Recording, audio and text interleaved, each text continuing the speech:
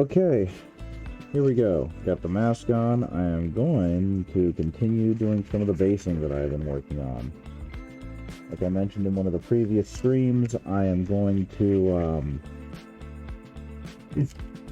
I'm not going to keep these at the bright orangey brown earth tone that they started at. I'm actually going to kind of dilute this down into more of a dark brown and then hit it with some Nurgle's rot to make it look, you know, a little bit more actively brown, more polluted.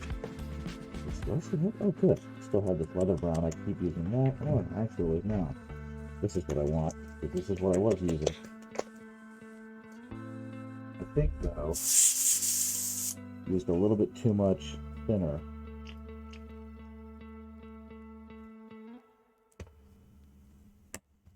And so I'm going to go back, cut back on that a little. Oh no, yeah, flow improver. I used a little too much flow improver. That was it. And so it made it very, very watery. Wasn't quite able to get to. Nope, that's not what I want. That's primer. So I'm going to go ahead and cut back a little bit on that. See if I can get a slightly better mix this time. Okay. The black I feel.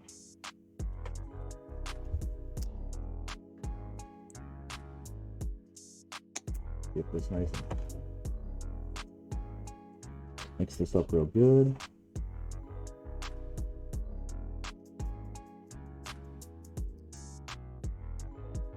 Now I'm just using Apple Barrel paints right here. This is just Apple Barrel Dark Umber, I believe, and Apple Barrel Black.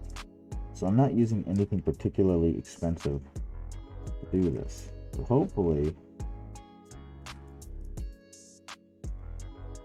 this will all turn out okay. Especially now that I haven't added the flow improver to it, because I don't really know if it needs it. Actually, let's go ahead and just a drop or two. Because I feel like it does help with the overall mixing. Making sure that I get a smooth, steady flow of paint out of the airbrush. Especially because in general, I'll be completely honest with you guys, I treat my airbrushes like crap. So, take that out. Put this over to the side for a second so I can down there. Hopefully that's going to be bright enough. I don't think I can really zoom in without losing a whole lot of visual. No, actually that looks like it's going to be okay.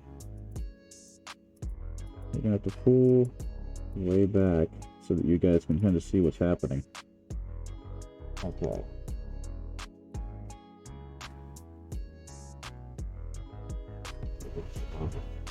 Yeah, that's actually a whole lot thicker. That's a whole lot better. I can definitely use this. I guess the beautiful part is it's going to clean up some of my other messes too. The thing I got to be careful about is I really always want to kind of sway the airbrush around. But every time I do that, I end up just making a bigger mess for myself. Okay. Get the thirds out to kind of speed up the whole process.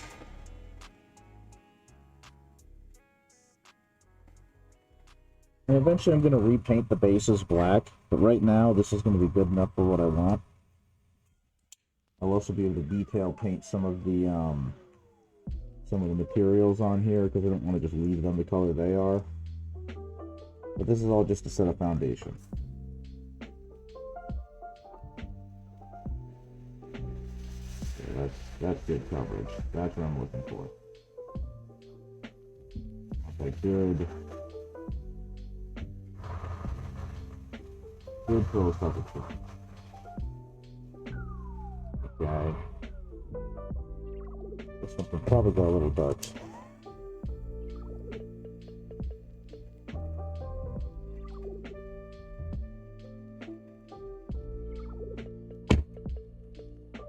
To be honest, that looks pretty okay.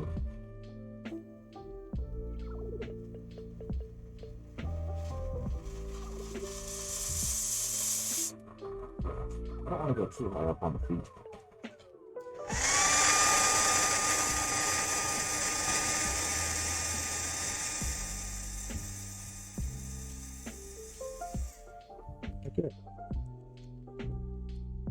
pretty good. It looks like it's matching up with what else I've got on the other guys, so not the exact same mixture, but definitely getting similar results, so I'm pretty okay with that. Go ahead and look off that gently.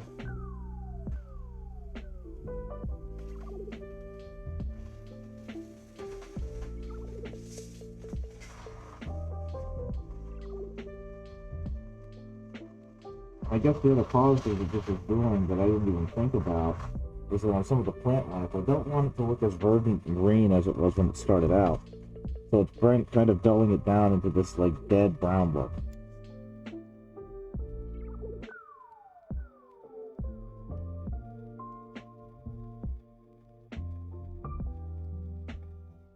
Which, not exactly what I'm going for, but definitely on the same vibe, if you know what I mean. Okay, this one's going to be a little tricky. It might be a better idea to not do this, but we're about to find out.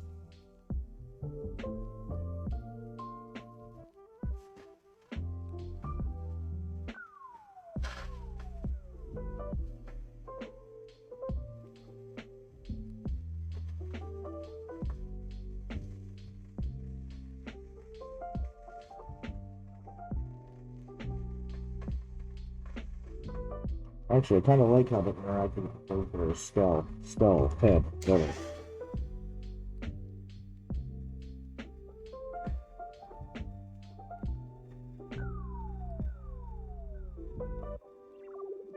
Oh, I think that turned out pretty okay. I'm not mad at that.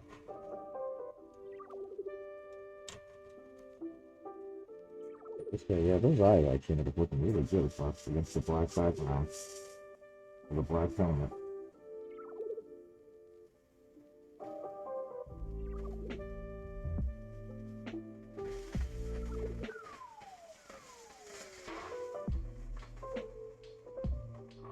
I think also the fact that these layers are so thin, they're going against a very powerful color underneath, really helps sell the aging.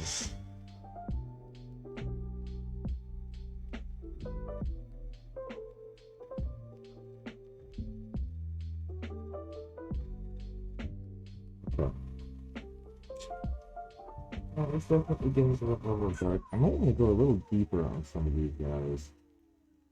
I'm still seeing enough flecks of orange that it's really kind of messing with the look a bit. So like hitting some more of it, yeah.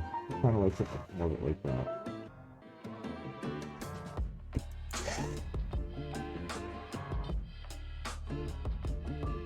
Ooh. That's knocking it back down.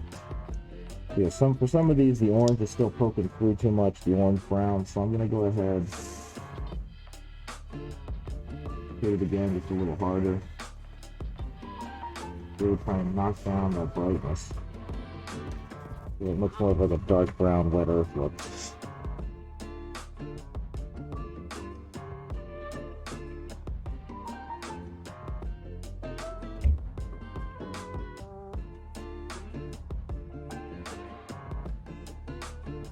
I think it's that second thin coat that's really helping.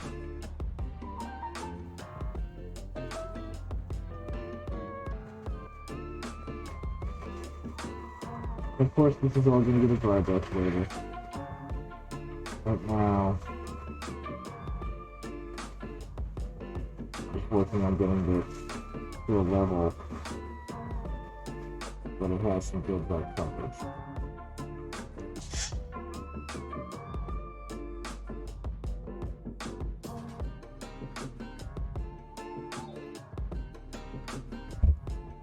Fantastic, fantastic, fantastic. With that initial layer, hit it again. That gets it nice and broken up.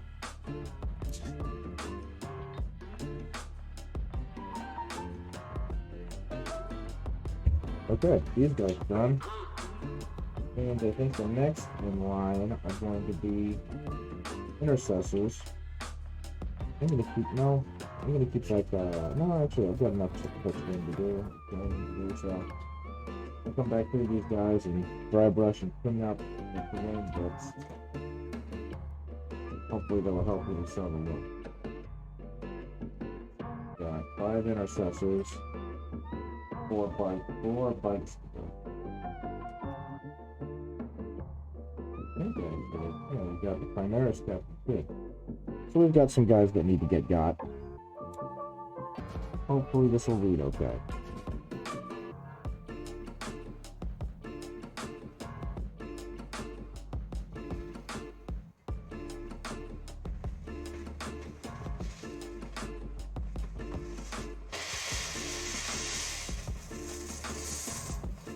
Sure. We're being real gentle with this one because of the cloak.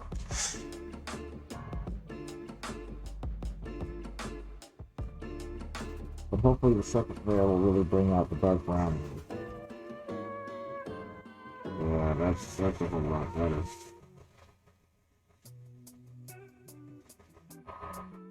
Fantastic. I really don't care, drop. Goodbye, drop.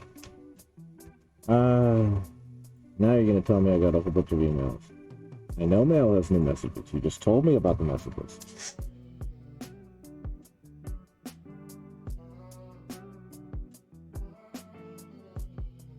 Okay. He's done. On to the humble intercessors.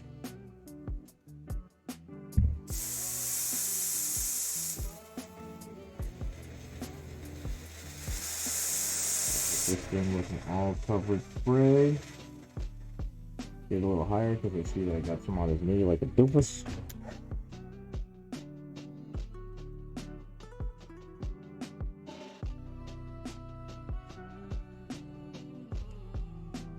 One spray didn't quite get enough coverage. Spray number 2.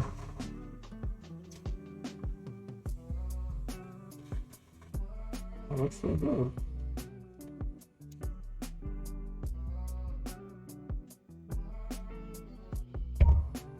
There we go.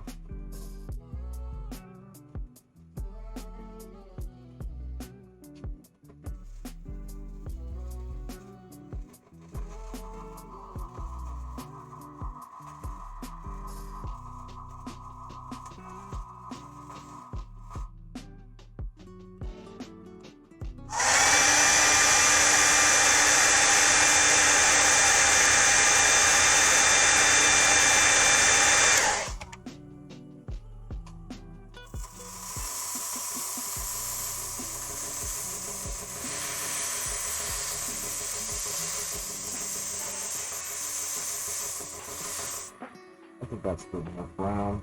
Nice and dark, nice and gloomy.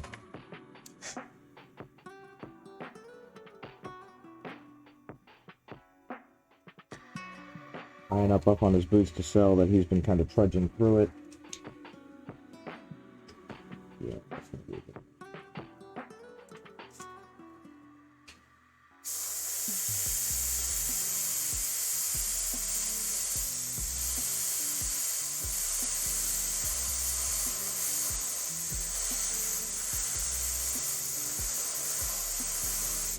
Okay.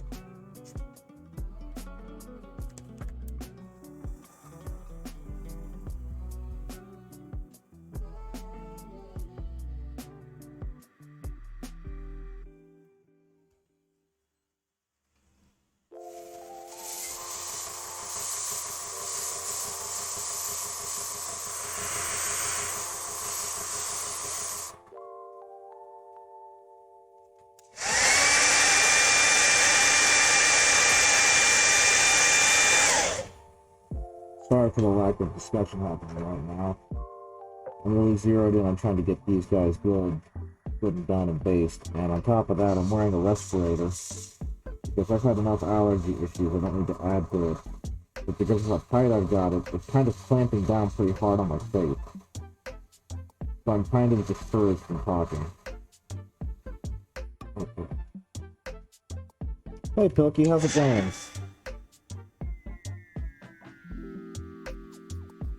I'm just going through and giving these guys a basic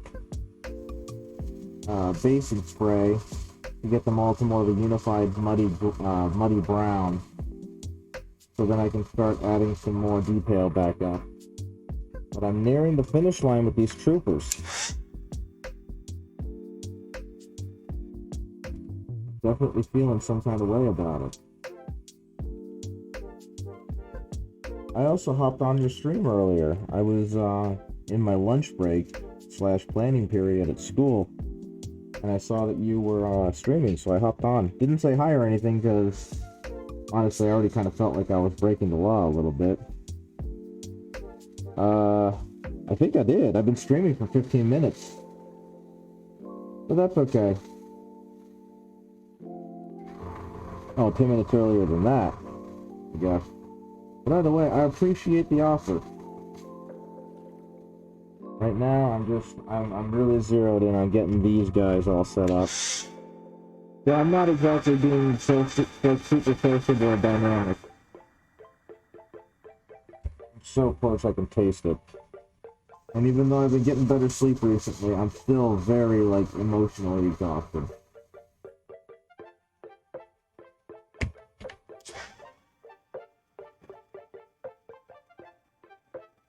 I will say though, I am kind of loving how these guys are looking.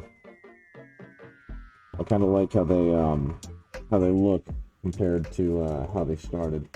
Onto the bikes! I'm getting ever closer. Where's my knife? Oh, my knife is all the way over there. But yeah, so you streamed for about 4 hours there, I think. 3 or 4 hours, because I guess I basically took my break at around 1 o'clock. That's when I noticed you were streaming. And it's 5 o'clock here now, so yeah, that reads out to about 4 hours. How'd your stream go? 3.5? Fair enough. I saw you were working on your ship. I had no clue what was going on. And like I said, I felt a little naughty because I was convinced to get a VPN by my coworker / friend SoftServo. And so I was on the VPN, and it's the only reason I was able to watch it all.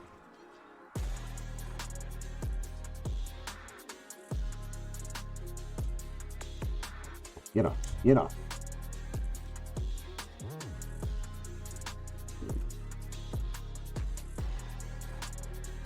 Very cool. It was going a little bit above my head, but also I was pretty tired at that point. Usually I'm like good to go energy-wise until the last period of the day, which is at about 2:30 for me. But for the past few weeks, I've been kind of burning out at about noon. And I feel bad because that means the students aren't getting the energy levels I believe they deserve. It also just kind of sucks because it means my general awareness has gone out, has completely left my mind, and I've still got half the day to go.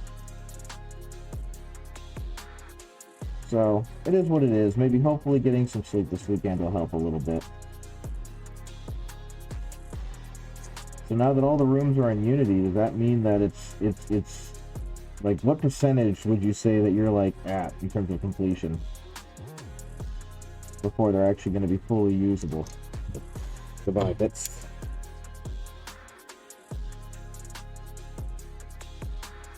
I don't even know if that question's relevant, but it sounded like the right thing to ask. Okay. Bikes!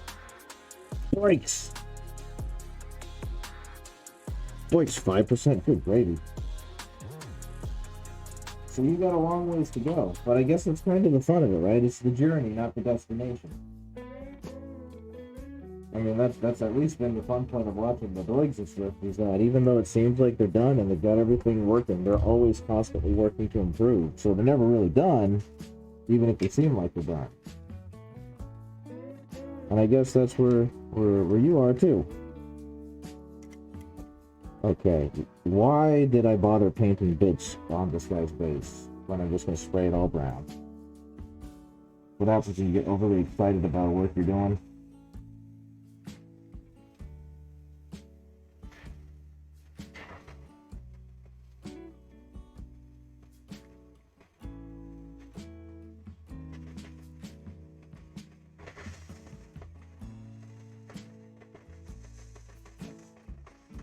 Okay, so now all of that's good. And mean, I guess it's kind of the fun about personal projects is, yeah, they're never really finished though, right?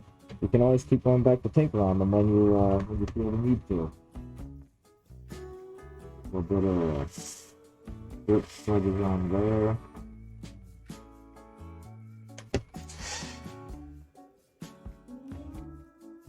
There it is, sound, the dry center it off, and put it again.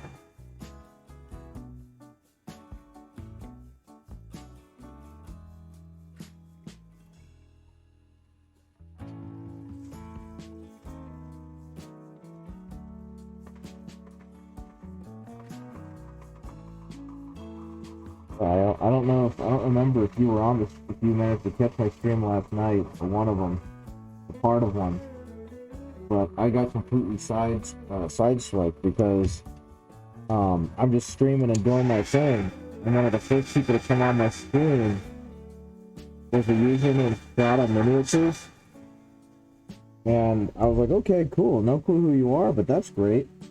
And he started asking me, like, hey, do you model at all? Do you sculpt minis? Do you do this, that, or the other? I told him, unfortunately, no, though that is something I'd like to get into. I'm more on the painterly side. And we got to talking for a bit, and then he mentioned, oh yeah, we're the company that designed Jeff Goldblum's mini for the D&D campaign that he was in a few months ago. And it's like, oh, that's where I remember that name from. And so I got to talk to not necessarily a huge miniature company, but definitely big enough to have done some really cool things.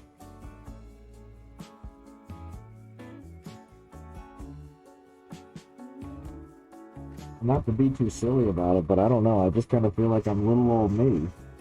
So, getting to meet people that I would normally see on, like, YouTube and whatnot is kind of a nifty-shifty feeling. Kind of how I felt when I first started following and watching Doigan stuff. So, just a neat little thing. Yeah.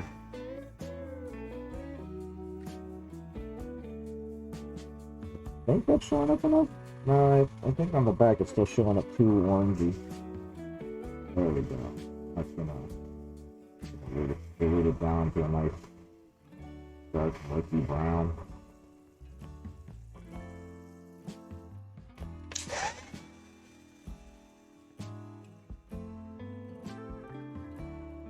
Speaking of neat things, I went to Mishap Games with my wife a couple days ago, which is the local game store here that sells the Warham stuff. And we park in the parking lot, and I look down as I'm getting out of my car in what's essentially an empty parking lot, and it looks like some poor guy dropped a Games Workshop basing tool just in the parking lot and left it there. So I guess I got a brand new basing tool to play with. And I will say, it definitely does a really nice job of spreading texture paste all over a mini. Because up until then, I had been using an artist knife spatula, whatever it's called, and it was just too fat and too broad. So having something a little more, yeah, I thought about buying it, but I just didn't want to spend that kind of money on it. But now I'm kind of kicking myself for not doing so, because this is what I've been using. And it's just too big. It doesn't help me at all. Liquid green stuff, that's... I have a couple of silicone tip, like sculpting brushes. You know, these things. And so at some point, I'm going to start using that a little bit more. Once I start getting into using green stuff and putting the lights. But right now, I'm still just... I'm very much a neophyte when it comes to basing. So, I'm really raw with all this stuff. There we go. And so my hope is that by forcing myself to do it like a this project, I'll eventually get better at it. Okay, that can dry out. Yeah, I've only ever used green stuff very, very lightly. For very small things, like I've used it to make neck trunks for some of the models that I have that didn't come with them, like the Rogel Dorn head that I have didn't come with like a neck trunk, it just had like a recess at the base of the head. And so I just kind of sculpted a little neck trunk out of liquid green stuff so I could put him on a model. But that's like the most I've done with this stuff. At some point I'll get a little bit more adventurous and really learn how to do more fun kit bashing and modifying using that kind of stuff. Okay.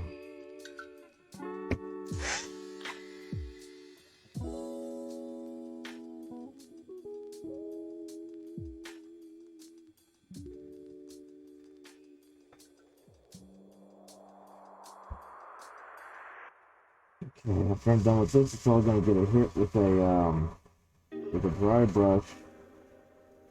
And then I'm going to start putting on some Nurgle's rot to add rivulets of waste and decay and gross muck.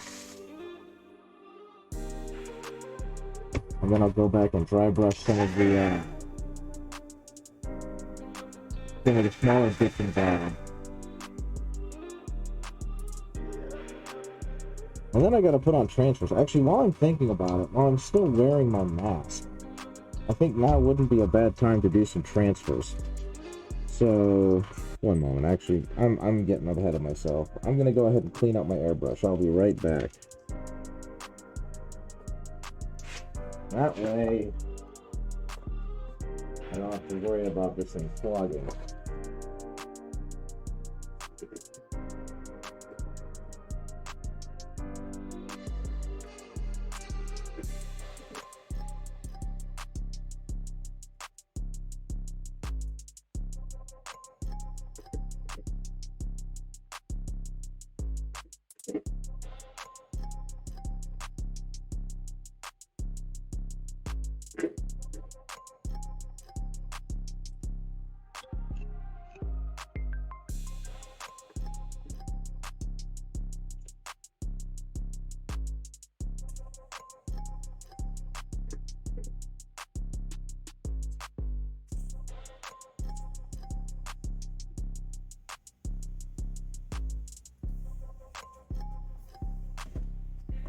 Okie dokie.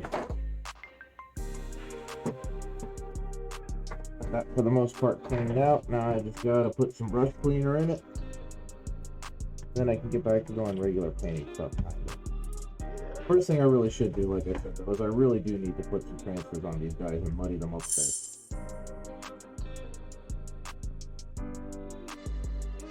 Which will be easy squeezy guaranteed.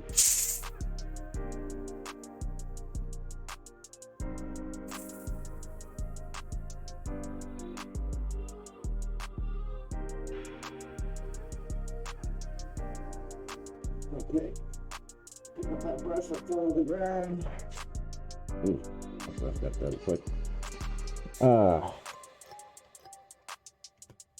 Get this out of the way. Actually, put you back over here now because you're not moving. Rearrange my painting stuff a little bit. There we go. Thank you. Appreciate it.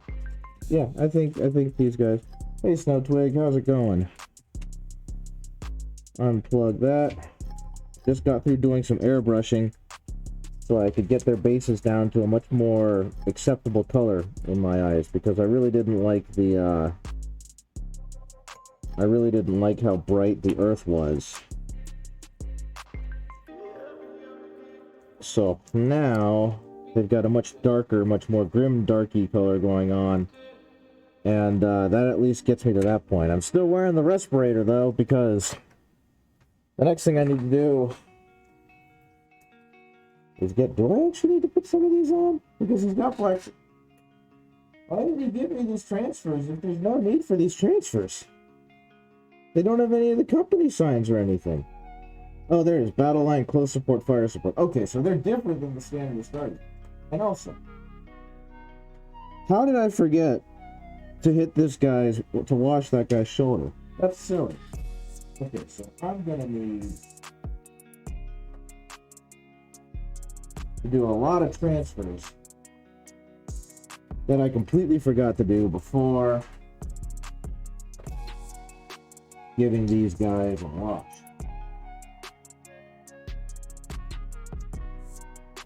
So I guess they're all getting transfers, and then they're all going to get another wash. Thank you, Simajolies. I think the bikes are pretty darn good myself. I'm going to pat myself on the back for this one. But I made all these guys look, you know, as heckin' good as I could. And then I made the mistake of giving them the wash before I put their transfers on them. So I don't know how interesting this is going to be, or how fun, or how good this is going to show up on camera. But I suppose the next thing I'm going to do is I'm going to start putting some transfers on these boys, and then I'm going to go back and continue working with the, they are a successor chapter of the Imperial Fists. So this is going to be interesting because the reason why he chose them specifically was that they were he had a bunch of Black Templar stuff, which are another successor chapter of the Imperial Fist, but the they have their own like rule book and everything in Big 40K. So he didn't want to play those, right? He wanted to play as Imperial Fists. So he went ahead and found in a successor chapter, and that's what he's using. He's made that excuse. That way they're not just Black Templars with their own rule set. They're all Imperial Fists, so they get the Imperial Fist doctrines and rules and whatnot. So give me a second. I need to find how they do their rankings and how they do their chapter markings. So you guys, I suppose, are going to get to see how to put on wet transfers, which I'm really friggin' bad at. I want to tell everyone right now. I am very, very not good at the oh, are you kidding me? Oh no. Oh, that's really funny. Okay. So I guess as it turns out, he has all these transfers for me. Like he straight up gave me 2 sheets of this stuff. But in terms of how they're marked, the cross on their left pauldron is the thing that changes. The right pauldron, I guess, doesn't have anything on it. Oh no, it does. Okay, that makes more sense. That makes a lot more sense. I was about to be really sad for him because he gave me all these cool transfers and I wasn't going to be able to use them.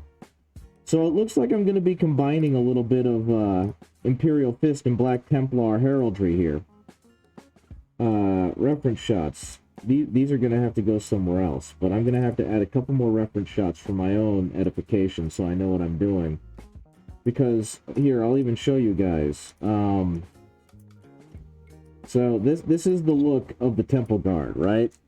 And you can pretty clearly see that the Temple Guard have their chapter marking, their chapter symbol on their left shoulder pad, and they've got their battle designation on their right shoulder pad, and that's the traditional one, right? But the Black Templars, they don't do that. Their heraldry is very much using the black shield or the black cross on both sides. And for a second, I didn't know that. So when I got this, I was like, oh no. The only way I get to use these transfers is on the right side, which they already have. He already had like the 3D ones. But as it turns out, no. Their markings, I guess based on this picture, change depending on what battlefield designation they have. I could be wrong, but that's what I think is going on. And since this is basically a successor chapter of this guy's own creation and own enjoyment, I'm going to do whatever the heck I want. That's what this is going to boil down to. So, I'm going to need me some water. I'm going to need me some tweezers, and I'm going to need me a knife. Actually, I wonder if I can use the basing tool for this. And then, unfortunately for myself, I'm going to need to use some Microset and Microsol, which has such a pungent odor that it actively destroys my ability to think clearly because it just hurts. I do not like it. Okay, so what I'm going to do, so you guys can see, I'm going to pour some water in here. just enough to work for the wet transfer. And then I suppose I got to figure out who's... Are transfers easier than painting on? Microset and Microsol? I believe so. I'm not very good with them. I made the mistake of trying to print my own transfers because I made a Loyalist Death Guard army. And I had varying degrees of success, I'll put it that way. So back when I was first getting into 3D printing, and I was really excited about it, I really wanted a Loyalist Death Guard army because I really like the Death Guard. And let me pop this back into BAM. And so I started 3D printing my own guys and using some leftover bits I had. Like, those legs are very clearly not official ones. But okay, zoom in. Something I did do was I printed my own transfers, and I didn't realize it at the time. But like the 3D, or when I was just printing them off with a transfer sheet, the entire transfer sheet was adhesive in that way. And so some of them look like the absolute drizzling shit, and I did a terrible job of getting them on there. But the Microset and the Microsol definitely helped a lot with making sure that it went on flat. Now what I will say is that something Games Workshop does is, like, the entire sheet is not adhesive, just like the symbol. So if I were to dunk this entire thing in water, I could just scoop off the cross, because that's the only part of it that you know, starts lifting off, which makes it a hell of a lot better than printing them yourselves. Because I did some Imperial Fist ones for the gentleman who I'm working for, or who's my client right now, and I was almost angry at how much easier it was. Okay, so the reds are the veterans. Actually, no, that doesn't help me at all. I thought that was going to help me, and it did not. So, one moment. I've got to continue doing some research on this. This is definitely a thing. I don't care about the Crusades. There's no Crusade of the Holy Chapter. All these really cool pictures of them. Arandomitus, the Purgus Crusade, the Heimdall Crusade, the Panhelm Crusade. Colors of the Crusades. I'm so utterly confused, because looking at these pictures of them from their codex, they just have... What the heck? They, okay, it does matter. Okay. The heraldry goes on the Dreadnought. Good evening, Red. I'm trying to figure out transfers for this army, because I'm using Black Templar transfers, which, based on what I can tell, are incredibly different based on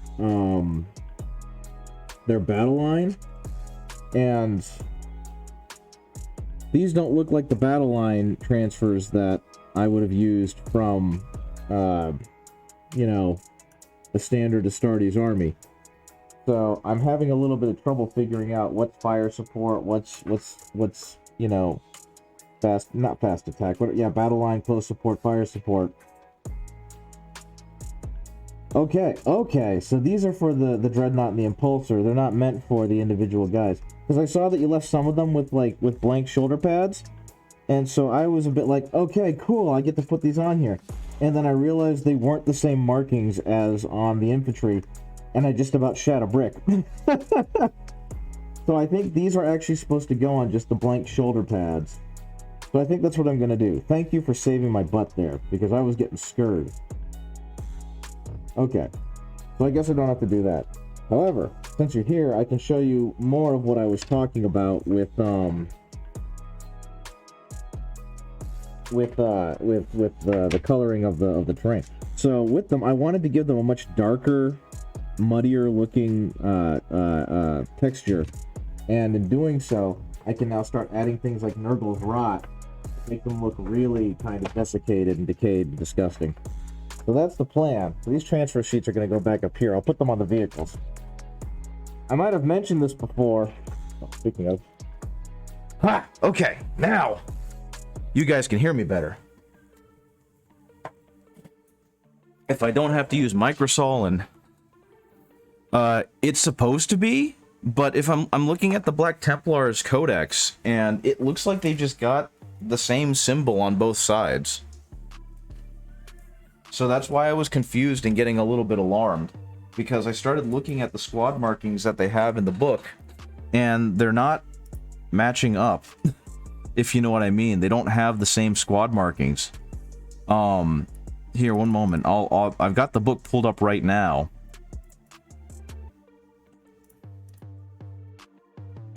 That is true, and from what I understand,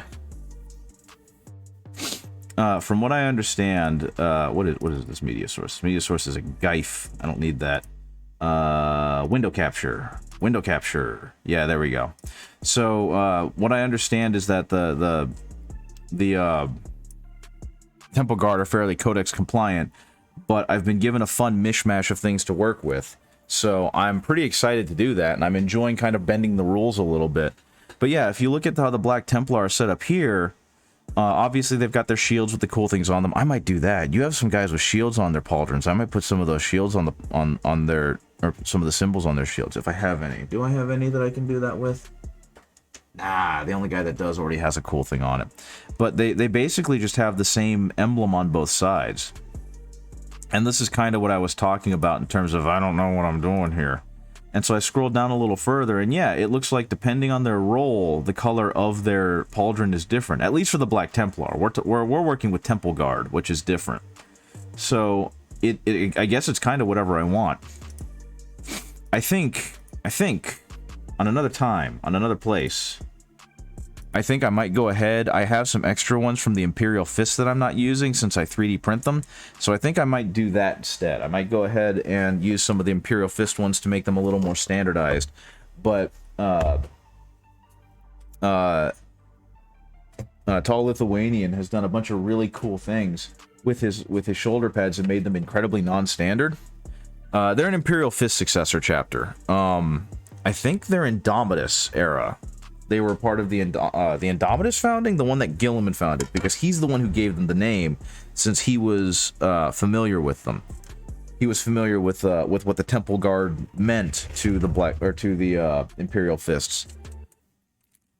But yeah, they're very Codex compliant based on what the short little blurb I was able to read about them.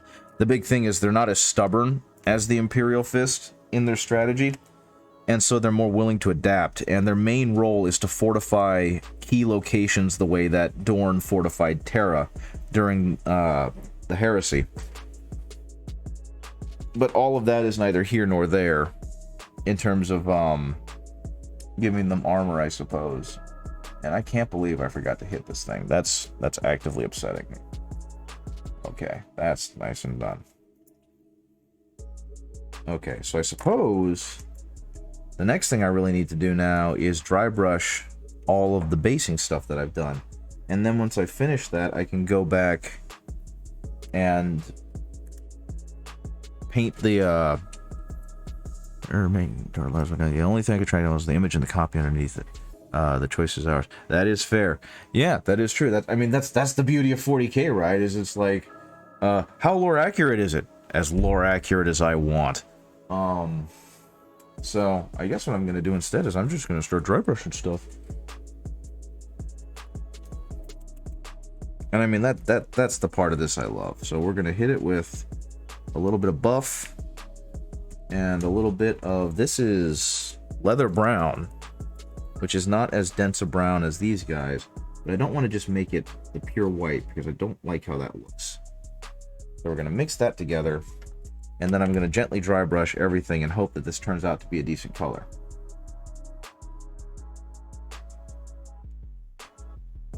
Oh, that's going to be a little too bright for what I want. Actually, we'll see. Let's do a test model. Let's get a little bit of that. Mix it in here. And let's take one of your biker guys so I can play around with that. Yeah, I mean, the real thing that you were just trying to do was you were just trying to find an Imperial Fist successor that you could use the Black Templar markings for, right? Actually, this ended up being a really good color. I did good on accident. Okay, so I'm gonna go ahead and hit all that with just this little bit. It looks like some parts on here were 3D printed. That's kind of cool. And by kind of cool, I mean very cool. Okay. By the way, good choice of basing materials. You found some really neat things to have on some of these guys. Okay. And I mean, that's absolutely fair. I enjoy making up the lore as I go along. So that's going to give it just a slightly brighter appearance and hopefully help really contrast with the rest of it. You're going to go over here. I'm going to get the bikers out of the way first. I'm kind of sad because I did some of the paint ups before I went ahead and based them, and I realized midway through doing it, it's like, what's the point? They're all going to be brown in a minute anyway. So like, I had a pretty decent metalwork job done on the scabbard, and now it's all gone. But that's fine. It is what it is. Okay, so we're just going to go ahead and keep hitting that. Get some of the high spots painted in this light brown. And actually, oh whoa, nope, that's pretty good, I guess. Same thing on this side. We're just going to hit it very lightly. Brown. That is true. I mean, I do suppose that if you're really anal retentive about it, like the Imperial Fists are entirely Codex compliant, so they're pretty straightforward. The Space or the Ultramarines are, you know, they wrote the damn book, so they're pretty straightforward, and it's all in the newer codexes. So if you really wanted to be that accurate, you could, but it's also, you know, like depending on which codex you find and what year. From what I understand, things even change between that. Like, I've heard that the White Scars one has gone through some adaptations. So it really is what you're able to find. I gotta say, my favorite thing about the airbrush has got to be the fact that when you paint, you spray it very lightly, you just get this great looking dirt effect and grime effect on these guys. And to be honest, that's why I do it. It's such a cheap way to get like a faded dirt effect on the feet and legs of your army dudes. I'm gonna need to paint those casings a different color because actually no, there we go. Now they're a different color. So yeah, I can't imagine. Well, I guess I can imagine trying to do a custom chapter because then you just get to make it all up. It's like the whole point is having fun, right? So have all the fun you can. Okay.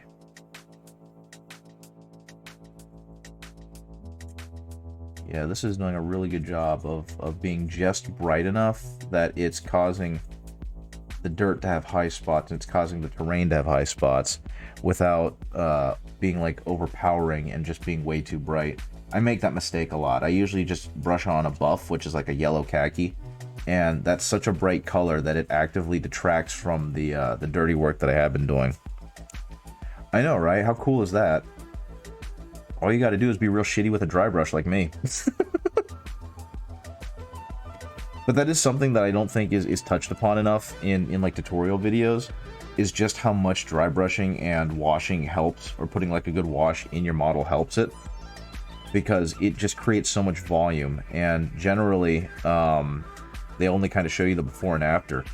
And so like I have a friend who he'd never dry brushed before and he was trying to learn. And he was like, nah, I'm not going to do that. And then I picked up his Dreadnought and I was like, no, this is why you dry brush. And I just started doing that and he saw all the details appearing like magic, like you just said. And he was like, oh, okay. Yeah, I got to learn that technique because it just makes all the stuff look so much better. Though I will say, I am very tickled that this cheap-ass, beaten-up old brush is still better than some of the other ones I bought for dry brushing. Okay. This doesn't work. You don't fit. Maybe I need to extend it out, and no, he don't fit. I'm not awake at all, guys. I'm exhausted. But yeah, the first time I got like a good dry brush and I did it right, I was in awe at how much it drastically changed the look of the model. Wow, very cool. Congrats. I bet he was on cloud 9. Yeah, today was your son's birthday, right? Happy birthday to him. No, they're not real leaves. Which one did I just, sorry, my brain potatoed. They were actually crap I bought from, cool. Good for him. That means he would be in 9th grade in our school system. So that means he'd, actually no, he'd still be in 8th grade. He'd be going into 9th grade next year. That's the age group I teach, is 9th graders. Well, since I don't have to do these chapters anymore, I've got so many of these guys out and it's all a mess. That's okay. It's like basing materials that you can buy from anywhere. So I think what you were talking about is, I lost it. Where'd it go? Oh my goodness. I need an adult. There it is. Were you talking about this stuff?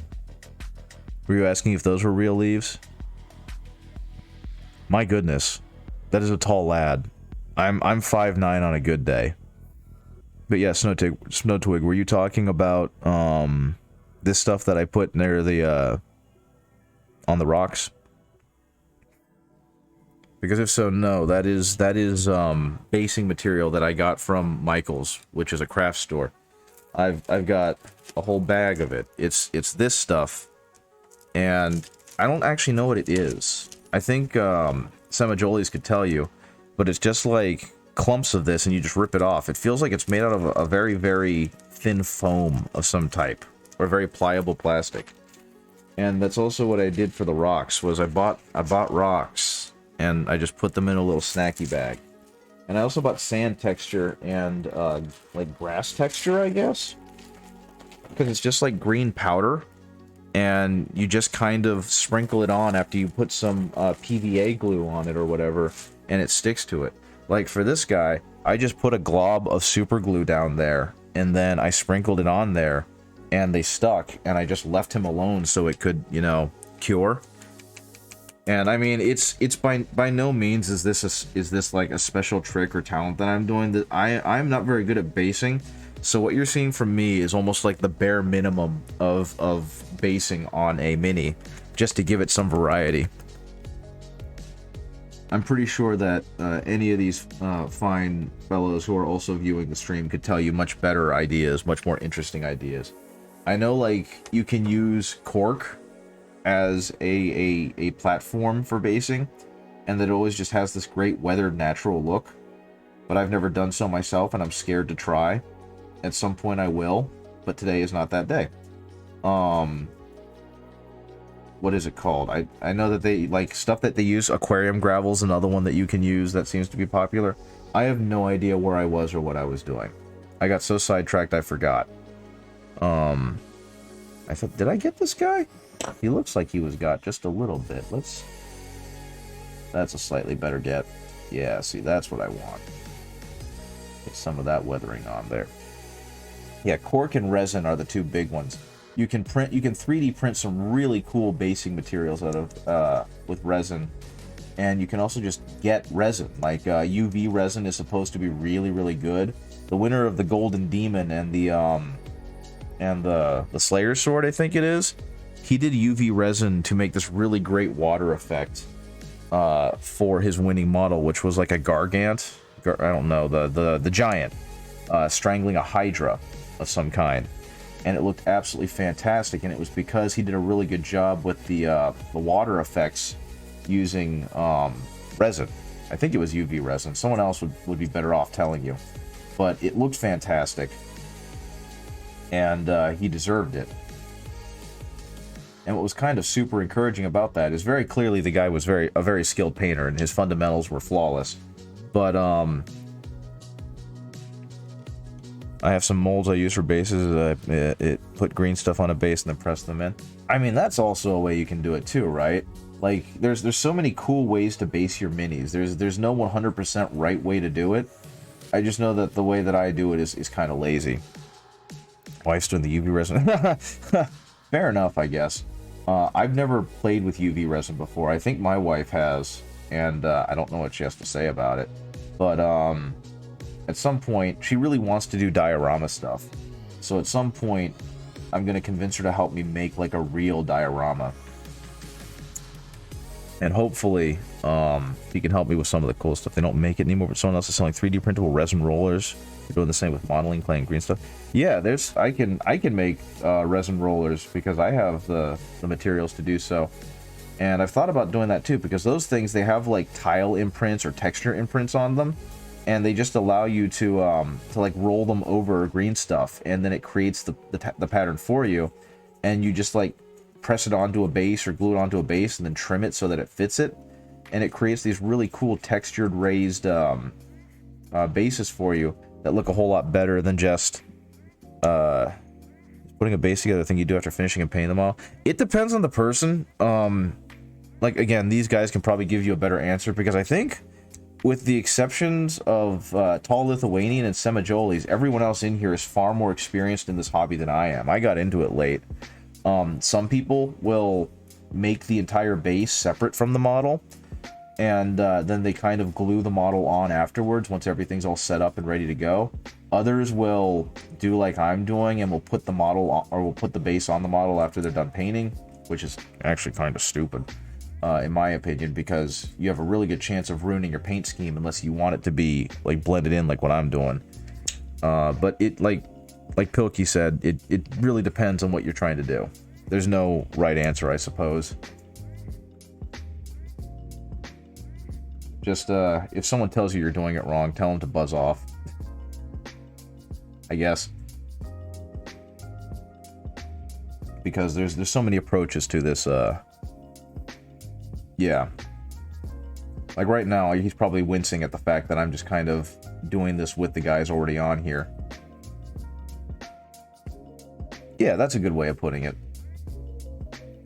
If you're having fun and you're getting the look that you want out of your models, then you're doing right. Speaking of Tall Lithuanian, if you're still here, I gotta show you this. I'm really proud of this because you gave me a blade guard with like the blade guard cleaning the cleaning his blade, and I was super inspired by a Reddit post I saw where a dude added a whole bunch of blood effects to it, and I'm just really happy with how that turned out.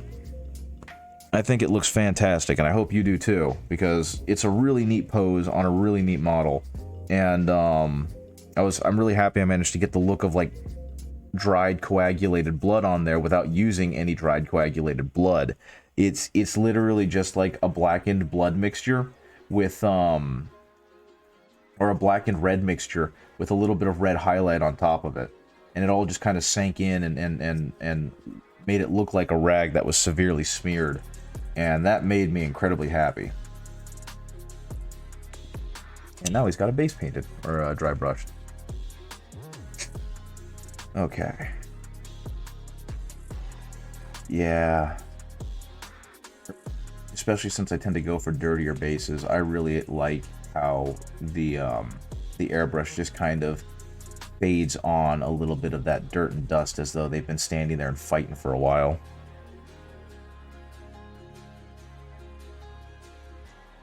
Yeah, doing it separate's the better idea. I have a bad habit of using the Games Workshop base holder, you know, the painting handle, and it clamps on to the base, so my instinct is to immediately glue stuff onto their base, and that obviously creates some issues when you're trying to design the basing around the model, you know what I mean? So learn from my mistakes. I am actively making life harder for myself by painting and doing things this way, because you could very easily just like get a paper clip and cut it off and stick it underneath his foot and pin him to a block of wood or something, and take that to a painting handle or whatever, and you'll be able to paint the model just as comprehensively. You'll probably be able to get better angles than I do, but the way I've chosen to do it, I'm actively like making life difficult on myself. Okay, and actually, now that I've got this slightly brighter color, I think I'm going to re-hit the first one. Add a little bit more depth to this. There we go. Get some of that brightness up. Okay. There we go. There we go. something that's been the hardest thing for me to kind of reconcile and learn is the fact that colors look different when put against other colors. And so you may think you're putting on too dark a color on a certain model, but then you place it next to another color, and then your eyes start playing tricks on you, and suddenly that, like, medium colored gray that you put on looks like a bright searing white because you put it against a much darker color that forced your eyes to compensate, and suddenly you have a white instead of a gray. So you kind of got to be careful with that when you paint. Just a warning. My wife showed me that one time. She showed me this painting where the person was wearing like a golden breastplate, I guess, or a golden pauldron or something. And it was very clearly like doing the non-metallic metal shine because it was a painting. And she was like, okay, if art's supposed to make sense and we're supposed to do it with our eyes and figure this out, and then she like did the dropper thing and put it off to the side, and she was like, then what the fuck is this? And when she took what looked like a white in the painting and she smeared it across just like a white canvas section for like a paint swatch, and it ended up being a dark brown. And it was just like, how does that wizardry work? And it's just art and color theory and other things that I am far underqualified to talk about because I don't know stuff about that. So it was just a neat little thing about trying to make sure you're doing your basing right. I think that guy's about done. But yeah, like I said, I was pretty, I don't want to say low effort, but pretty straightforward with a lot of these bases because these are just, you know, infantry models. So I wanted them to look good without having to spend a lot of time trying to make it look good. I think my favorite thing I've done is I printed some like tiled bases for my Custodes that I'm then going back and repainting to make them have like a marbled look. And I don't think I quite succeeded because I printed them on the FDM or the filament printer, and that definitely has its own issues. But they still look pretty good, I feel. Okay, so get that. Gonna get a little bit of that. Did I not get you? Oh no, I did. It's a very subtle highlight. Okay. Okay. Same with you. Gonna hit you with the one with the. This is basically a cream color. I mixed dark brown with khaki. And this is the color I got, because when I do just straight khaki, it ends up looking like a disaster, because it's so bright and has such contrast that it actually just overpowers everything else, and it kind of looks like they're standing in sand, which is not quite the look I want to go for. And after that, the next thing I'm going to add in here is some Nurgle's Rot, because Nurgle's Rot looks fantastic as kind of a Death World look. And it'll definitely make it look like you're fighting the forces of chaos with that stuff. Okay. Eventually, though, what I'm going to need to do is go back and re-hit the metal on here, probably hit the skull again, probably dry brush that a little different. Thankfully, I can just do a bunch of different dry brushes. This one's going to have to be hit with some metallics to make that really stand out. But it's all okay. It's all going to be fine. It's all going to look great. Okay. Let's go ahead. Yeah, I keep forgetting. I'm not technically part of one of Doig and Swift's Discords. The one for their VPO tutorials. And I keep meaning to go on there and be like, hey, I'm about to stream. And I keep forgetting to do that, so I'm probably limiting my audience in a lot of ways by doing that. So I think next time, before I head on here, I'm going to go ahead and point that out and post on there. Maybe that'll see if we can get some more people interested in seeing the Warhams. There we go. Oh, I guess we should get the rest of the Eradicator. That guy's gonna get a cool base because I'm gonna do fun things with the wiring. And I think, even though I don't know what that's supposed to be, I think it's just supposed to be another piece of wiring that's succumbed to fate. It's gonna get some really cool stuff done to it too.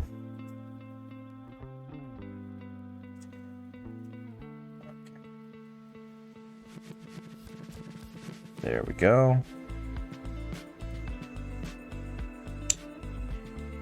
You're gonna go there. I'm gonna go ahead and wash this off again.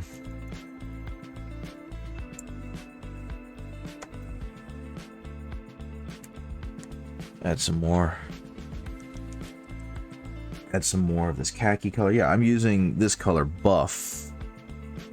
Where'd it go? There we go. And I'm just mixing it with leather brown. So those are the two colors I'm using to make this dry brush color. And it's coming out looking just kind of like a malt. I'm not sure what else to call it, but it's definitely not an attractive color. It's almost like a gray brown. But it's definitely doing enough to offset the darker brown of the texturing that, or of the spray that I did. I'm gonna mix this all together, get that gobbet out. So for your guys, look, this is the color I'm using. It almost looks gray in the video feed, but yep, that's the color I'm using to get this dry brush texture.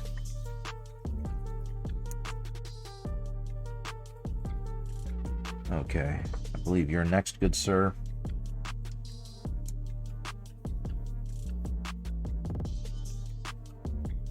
So yeah, the best thing I can tell you is to just experiment, have fun with it, learn new things, watch videos, see how other people do it. Ignore how I do it. Find better advice.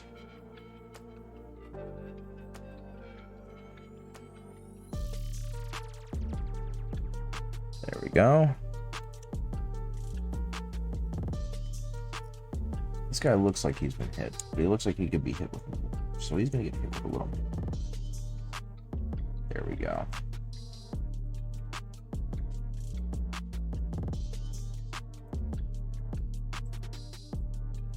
There we go.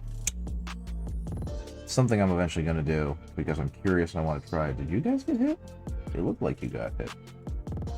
Just a bit. Maybe? Yeah, just a little bit. We're gonna hit you a little harder.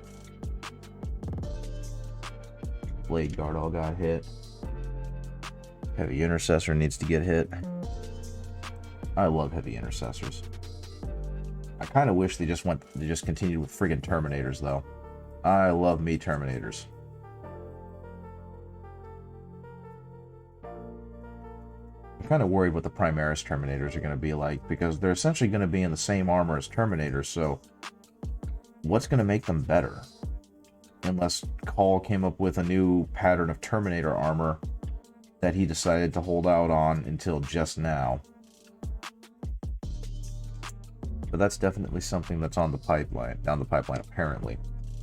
Let's grab his cap so much. I cannot wait for him to arrive. I went ahead and bought my own because I thought this one was so cool. I didn't mention that already. So we're gonna go ahead and do that. And he's already got a lot of his own texturing, so I neglected to do anything new or interesting with him. I just figured I'd hit him with some earth texture. Not too much. Kind of let the original base do its own work.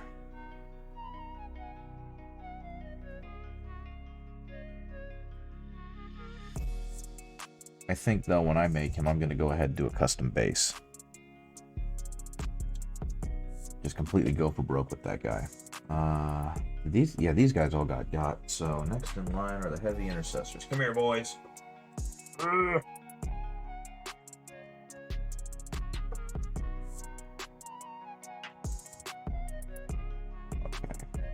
Some of that in. Get it in there. Really hit some of that stuff. Hit his feet a little bit.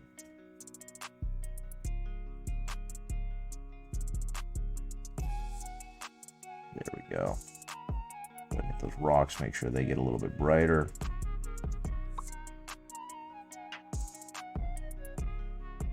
I got a ping pong. One moment, please. I seem to have gotten an alert. Oh, that's why it didn't show up. Do that.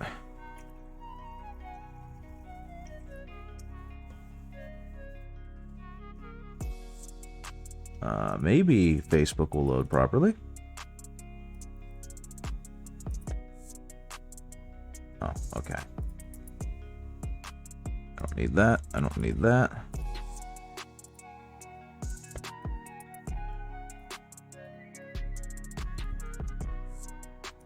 Okay, back to work. I'm almost done. I can feel it. I'm getting so close.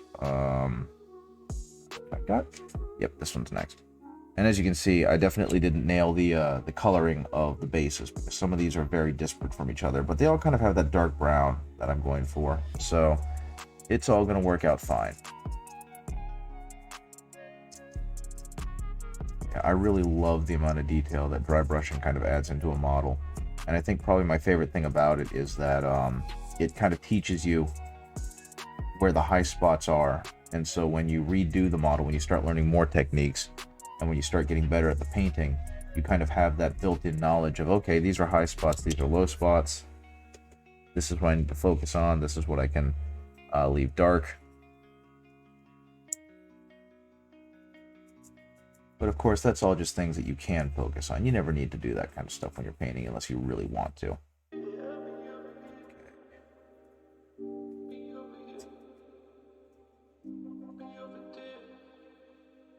So did you guys ever read about the Skinner box philosophy that came with like video gaming and specifically massively multiplayer online RPGs in the late or the mid-late 2000s?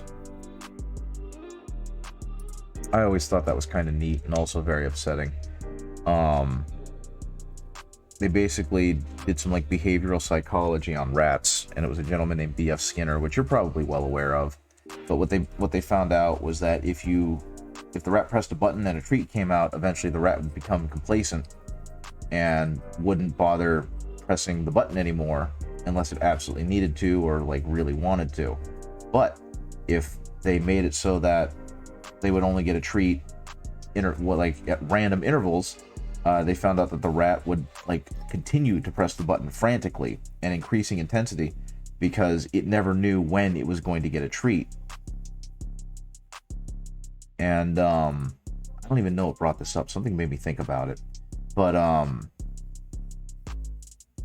so what they realize is that if you can randomize the reward incentive, it would incentivize creatures to be more addicted to games and the like. So a lot of MMOs and whatnot were built off of that idea with loot crates and random drops and the whatnot. And I think what brought this up was they also found out that, especially in like World of Warcraft, people would play more and more intensely and more frantically the closer they got to a new level, right? And what brings that up is that I just got asked if I want to have dinner soon, and I'm looking at how few models I have left to dry brush, and I don't want to stop. So I'm trying to get these guys done as quickly as possible so I can go up and eat dinner. Because otherwise I feel like I'm going to be down here for the next few hours wishing I had eaten. Okay. There we go. A little bit of that. That's going to look good enough.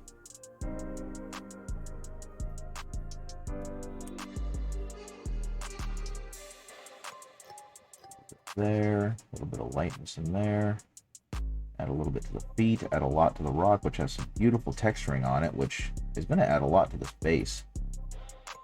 I didn't think basing the minis was really a thing or needed to be a thing. I had, again, a friend who was like, no, you should really base your minis. It's kind of the thing that makes the mini pop and brings it all together. I'm like, nah, that just seems like a lot of wasted time. What can that really do to a mini? And then I started doing it, and I was like, oh, this is why people do all that shit. And I kind of gotta agree. Basing the mini definitely helps bring out a whole lot to make this go from just kind of a game piece to something that is much more visually striking to look at.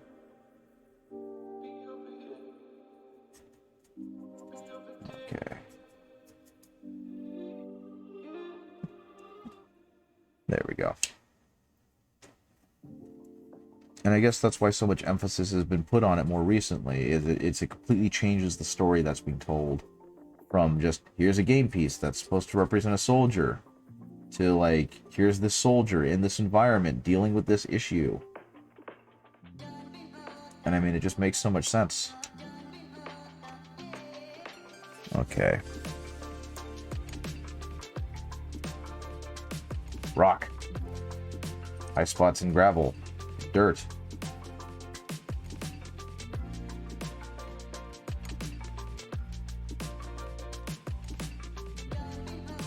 There we go. That's the thickness I was looking for. Paint.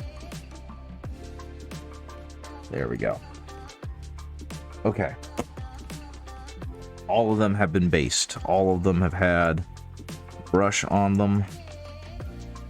And so the next thing I'm going to try and do is see if I can hit all of their bases with a ring of black before I need to go upstairs. I'm just not giving up easy. Let's see. Let's move these guys. I've got so many of you now.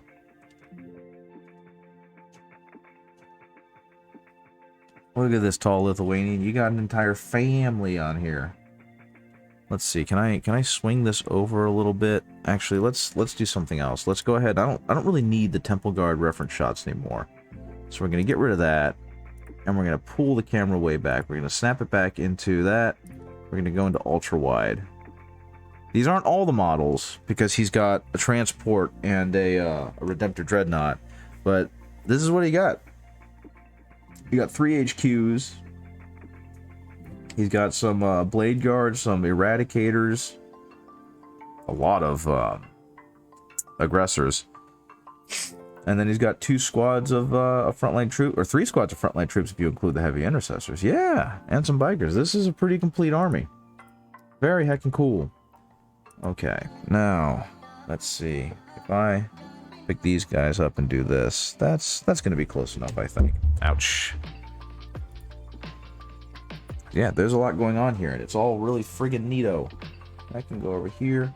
Now, I suppose that since this is just a very baseline thing I'm doing, I don't really need to waste a good paint on this. I'm just going to go ahead and use some of this Apple Barrel Matte Black to re-hit a lot of these guys, bases, and make sure that we've got some good black bordered bases.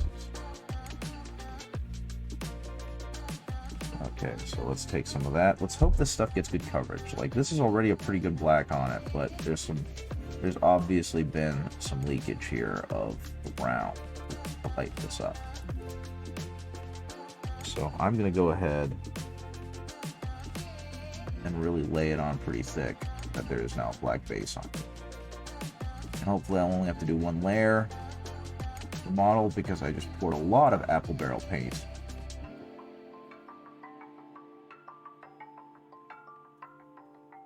And I don't think I'm going to need all of it for what I'm trying to do.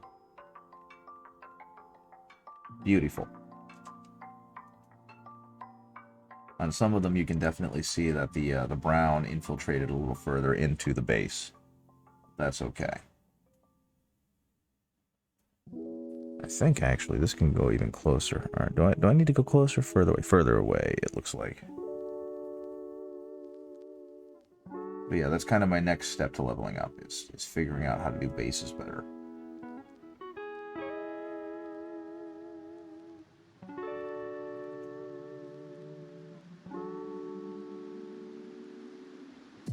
Okay.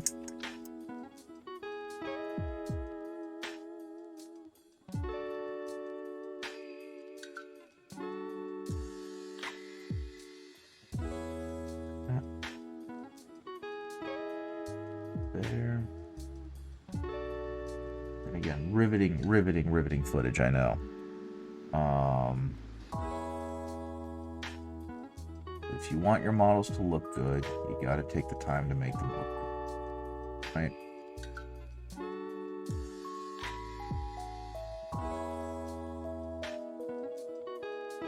Okay.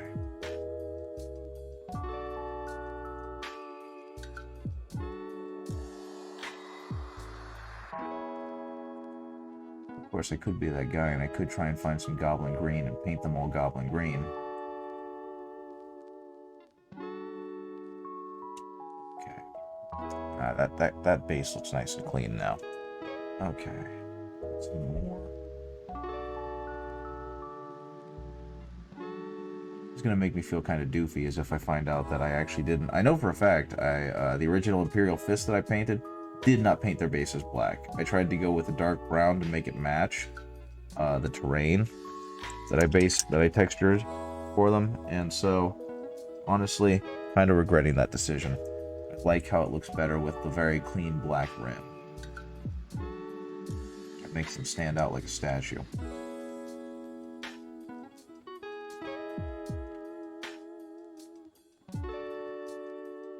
That's what I'm going to do for these guys to give them a nice clean look.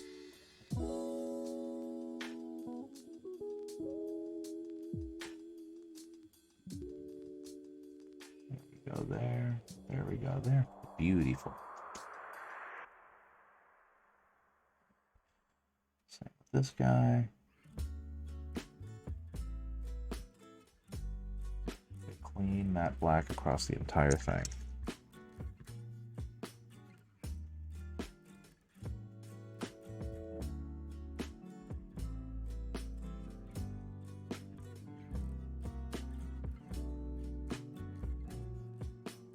I'll be honest, I'm just kind of happy I didn't have to do the transfers. The last time I did them, I don't even remember what I did them on, but I did some transfers, and it just about made my head explode because it just gave me a massive pounding headache. It made everything feel like death. So, I learned that day I need to wear a damn respirator, but at the same time, it's kind of left me with this primordial fear of doing microset and microsol.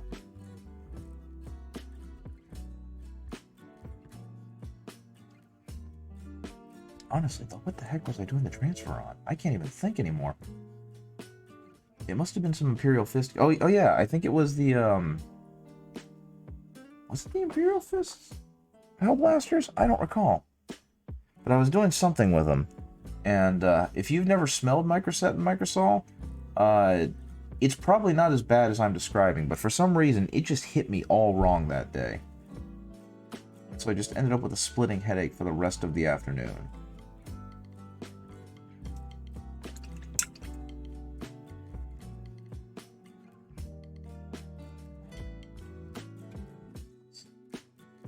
Let's see, is that going to be good? That's going to be beautiful.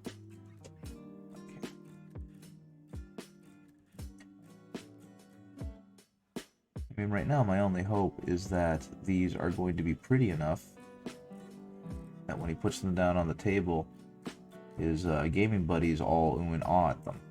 But I guess we'll see. I mean, I'll be honest, I really just hope they help him win some games. That's the big thing. Okay, let's just continue doing this. And this is where I wish I could do one of those cool YouTube speed ups, because this is literally the same process over and over again. You guys aren't really learning anything. It's not really adding much to the discussion. It is just me sitting here with a paintbrush and some black paint, going in circles around plastic bases.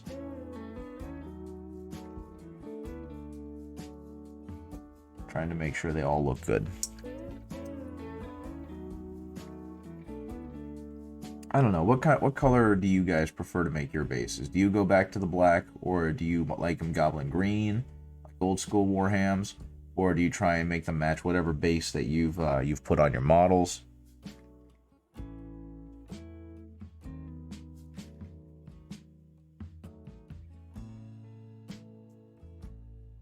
I'm just kind of curious how some other people do this, because I really only have my own experience and that of high-profile YouTubers to look at.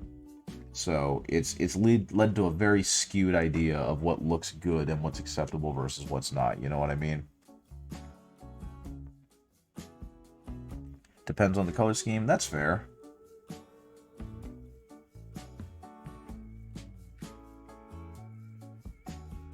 Most of mine are black. Some are dark gray. Why the switch to dark gray?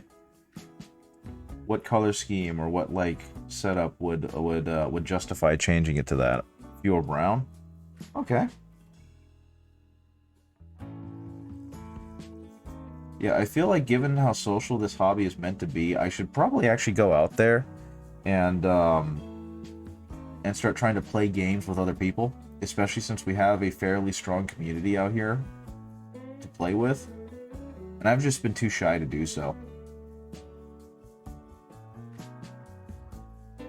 but it would allow me to ask these questions to so many more people. Yeah, I can get that, just using black right now. It is a good just kind of baseline to go off of, right? Did I already get this one? I don't know. Well, I'm going to get it again, because I can't... No, I definitely didn't. This is way too light a color. It got hit by the brown. Sky Dwarfs, the whole... That makes sense. Oh, so are your Sky Dwarves the Caradron Overlords? Yeah, I didn't get these. They've got some texture paste on them. That was an army I was very, very strongly considering getting into if I were to get into Age of Sigmar. But I realized that, you know, once again, I was the only one in my friend group that really had the money and time to commit to making another game's army. So, I kind of balked at the idea. Because it's like, I don't want to play with new people, I want to play with my friends. And so since they were all in 40k and Kill Team and whatnot, that's kind of where I stuck around. But if they were to make a Caradron Overlord's Battle Force, I would have to seriously consider getting it. I almost got the Night Haunt one this year, but with One Page Rules releasing their own Ghostly Undead soon, I've kind of shied away from spending more money on Games Workshop, given that I'm going to be playing One Page Rules more than anything.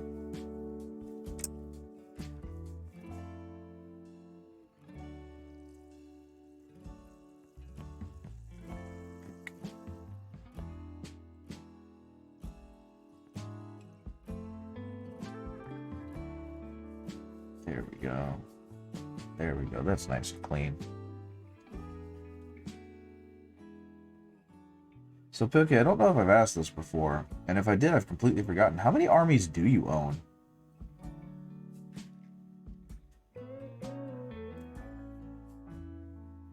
And that goes for anyone else. Who wants to brag about the armies they got? I'd love to hear you guys just talk big about your own stuff, because you've been listening to me talk incessantly about my stuff for like 2 hours now. Or an hour and a half. I don't know anymore. Oh, how many armies do you have? I'm just kind of curious. I don't know if I've asked that question before. Because I know you've got the Votann, and I know you said you've got some Horus Heresy Fists, and I now know you've got some Caradron Overlords. But like... And that's for anyone to answer too. Just how many armies do you guys have? I don't know if I should feel like an anomaly because I've got bits and bobs of a bunch of different armies. I know, right? I know it seems like people who are deeper in the hobby, which it seems to be with every hobby, it's really hard to consign yourself to one army because the lore and the culture and whatnot is just so much fun. It's kind of like collecting commander decks in Magic. You can't stop at just one. If you can, then you're either just out of money. Hey, oh my hash, I just got an orc army for free. Oh my goodness. That's so cool. Congratulations. New player trying to decide. Well, first of all, congratulations on the orcs. Nothing like a good scrap. Secondly, go with whatever you want color-wise, because the orcs are all about having fun. And it doesn't matter what your color scheme is. When you start doing the playing, you can just be like, hey, these are this clan. But each of the colors kind of... Oh my goodness. Caradron Overlord, Savannah Cities of Sigmar, with Small Dwarves, Wood Elves, Gloomspite gets the Imperial Fists. Yeah, you got some fun stuff there. Each of the clans kind of have a different play style and a different color that they go by, but no one's gonna get mad at you if you choose one color and then like, no, these guys are the Goths, or no, these guys are the Blood Axes.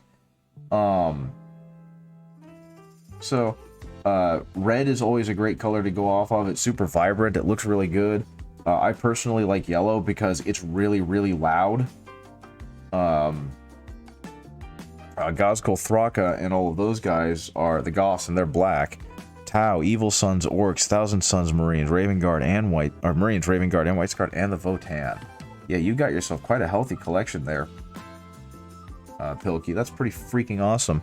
Snowtwig, you said you got about a quarter of an army.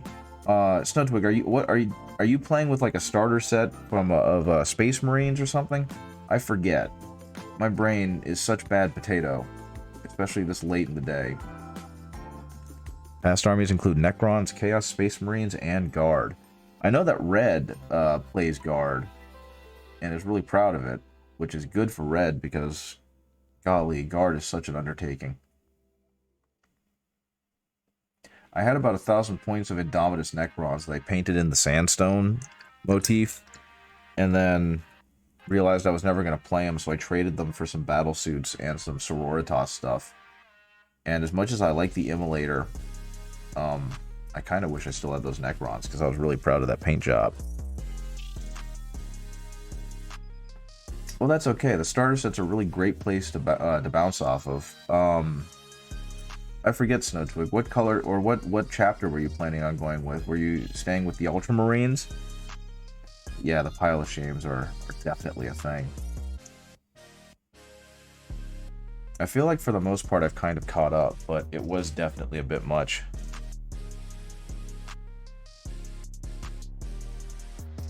But yeah, I'm curious now, Snowtwig. What chapter are you planning on going with? Or have you decided to go with? That's kind of the fun. I mean, like, chapter Space Marines or faction of whatever, like, sub-faction of whatever faction. It's kind of like your Zodiac sign.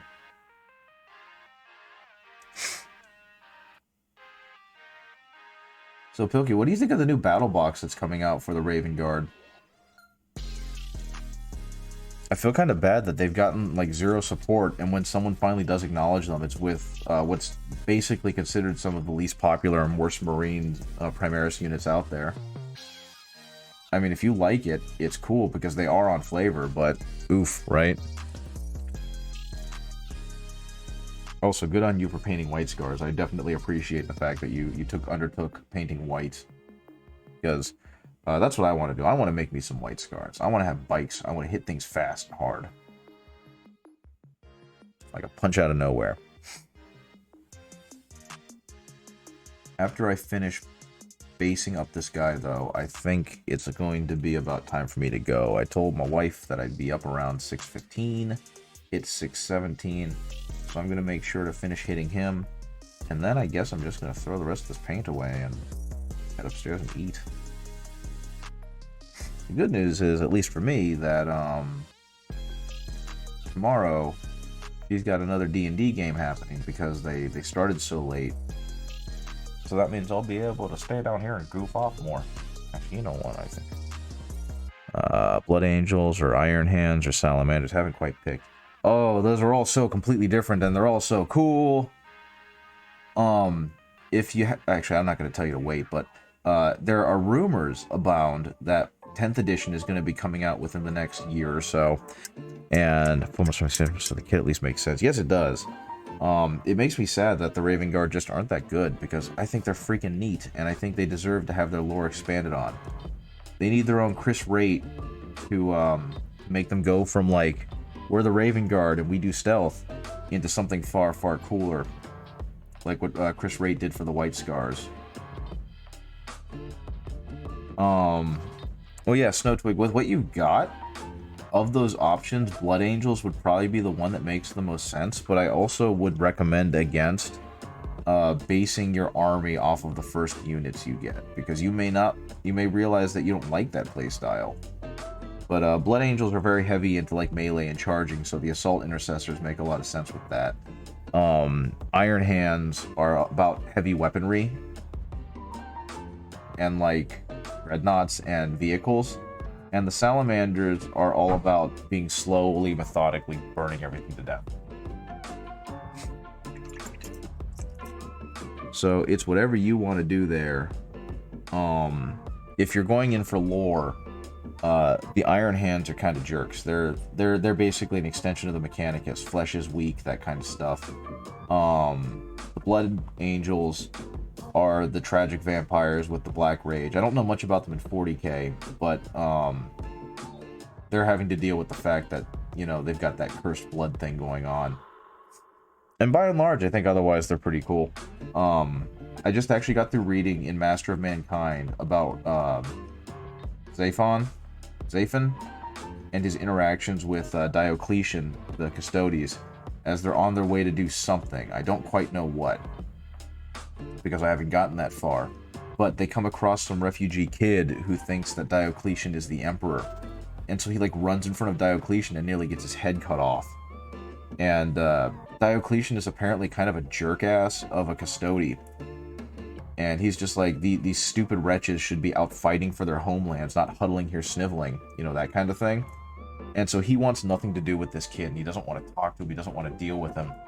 And Zaphon, the Blood Angel, realizes that, you know, we need to kind of have some diplomacy here. We literally exist to fight for these people. So he gets down on one knee and takes off his helmet, and he starts talking to the kid, and he's like, you know, who are you? Where are you from? Where are your parents? And yada, yada, yada. And he starts building a rapport with the kid. And the entire time, Diocletian is just angrily muttering in his Vox grill, like, why are you doing this? Stop wasting time. We have places to be. Stop talking to this kid. As Zaphon is just ignoring him. And he eventually finds out that the kid's parents are fighting on their home world. And the kid, and he's like, oh, your parents are soldiers. My parents were soldiers too. And he omits like the part where his parents died over 100 years ago on Baal's second moon, because that's unimportant and the kid doesn't need to know that. And so the kid's like excited because, oh my goodness, we have something in common. I have something in common with a space marine. And he looks up at Diocletian and asks him, like, were your parents soldiers too? And Diocletian just is like, no, my mother was a slave who died of like an intestinal issue 100 years ago, and my father was a warlord that was killed by the emperor himself during the wars of reunification or something like that. And the kid gets kind of bewildered because that's a lot of information to take in all at once. And so he's like, what? And Diocletian just kind of turns away from him and is like, I have finished speaking with you. And for some reason that just made me laugh. So from what I can gather, the Blood Angels seem to be a slightly more compassionate chapter, or at least they were as a legion. And Iron Hands are basically like, if you're too weak to survive, then you deserve to die. And the Salamanders, if you're not an Eldar child that has pissed off Vulcan, then they're for the most part going to be kind and compassionate. But there are definitely some groups that are very strongly in the, you know, the only way to deal with Xenos is with fire. So if you're going by flavor, that's something to look forward to. Of course, you can completely ignore all that lore and make it up yourself, but that's generally what they're known for. That being said, I'm going to go ahead and clean up. I've only got a couple more bases to do, but I'm also at a point where I need to go eat dinner with my wife. So it was good talking to you guys. Thank you for showing up for my stream. I do appreciate it. And it was really cool seeing all of you here at once. I'm starting to see some of my disparate groups that have popped in to say hi and like have decided I was worth listening to and viewing. You guys are starting to meet each other, and I think that's super neato. So thank you all for being here. I know that for Pilkey it's getting super late at this point. Well, not really. I think, what would it be, 10:30, 11 where you are? But like I said, I need to go eat, and that's going to be it for me tonight. I am almost done with the basing, and you're very welcome, guys. Thanks for joining me. Almost done with the basing. Was hoping to get that done tonight, didn't, but that means tomorrow I'm going to finish the basing, and then I'm going to work on the vehicles and hopefully get that done so I can let Tall Lithuanian know that his stuff is done, so he can give me the shipping label and I can send this off to him and he can have this really friggin' cool army before the beginning of next week. Who knows? But anyway, guys, have a great rest of the evening. Thanks again for joining me. I will see you probably tomorrow at 7 is when I start again, but I will see you guys all tomorrow. Later. Bye-bye.